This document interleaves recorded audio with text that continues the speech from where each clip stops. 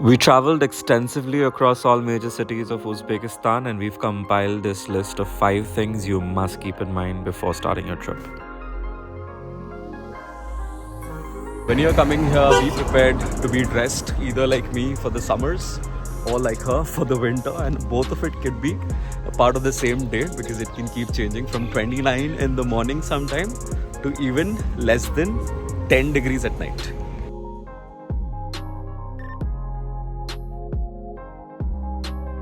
I've seen umpteen videos on YouTube saying that Uzbekistan is one of the cheapest countries in the world. Trust me, it is not. It's absolutely fairly priced like any other country in this world. Unless, of course, you're sticking to naans and teas, then it's really cheap.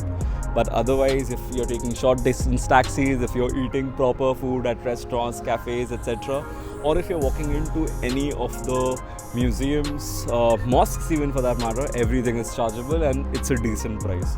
So if you're thinking that it's one of the cheapest countries and then making your plan, I think you need to be mindful of this fact and you need to re-budget in case you have something of a limited budget for this trip.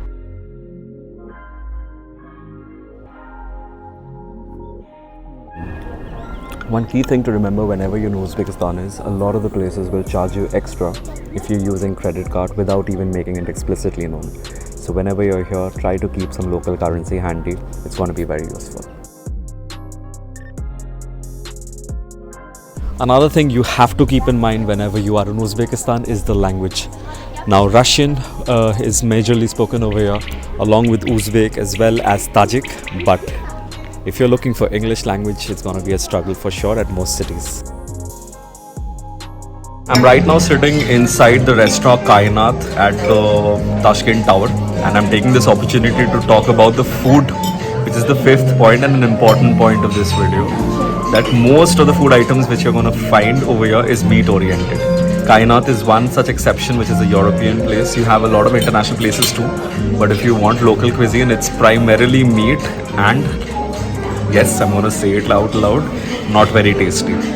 Unless you are European, you might swear by the food over here, but if you're from India or any other part of the subcontinent, we are spoiled with really tasty food back home. So that was a disappointment. Also, word of advice for Indians coming in, need to be doubly careful about the meat which is served over here. A lot of it has beef or cow oriented products. So you need to be very mindful.